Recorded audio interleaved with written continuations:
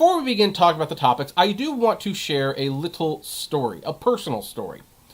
And I want to share this story because it's really kind of opened my eyes to something.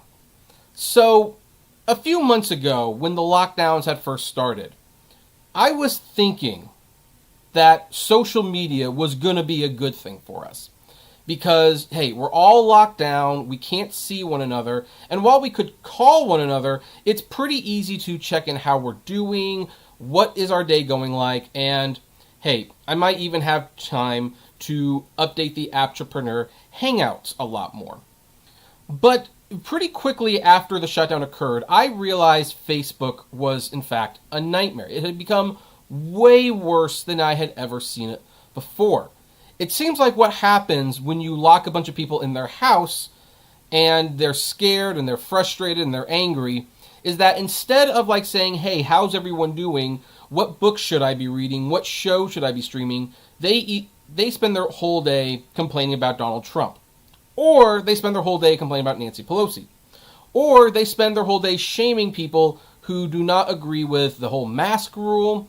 And then the people who don't like to wear masks complain that it's a conspiracy, the whole C virus thing. And it just became annoying. I was starting to block more people than I was talking to them.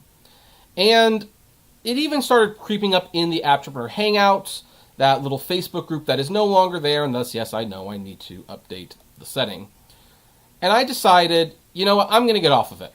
I shut down my Apptrepreneur Hangouts on Facebook, and I temporarily suspended my Facebook account. Interestingly, I did not get off Twitter, but on the other hand, Twitter, I don't know a lot of people there personally, so the stupidity of Twitter does not affect me quite the same way as the stupidity that Facebook does.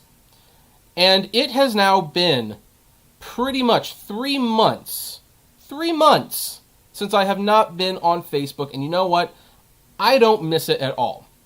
In fact, dare I say it, my life is happier without Facebook in it. I think that when you stay off social media, especially during rough times, you feel a little better about the world. Now, some people might say, well, that's you sticking your head in the sand.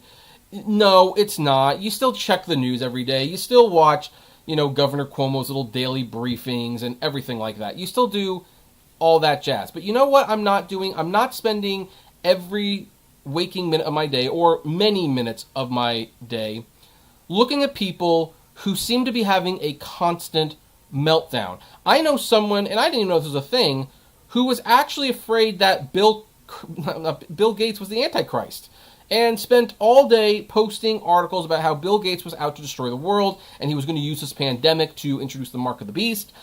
And I didn't know what to say. It's like, I don't need this in my life. This is not fun. This is not helpful. So I got off Facebook, and let me tell you, it is one of the best decisions I have ever made.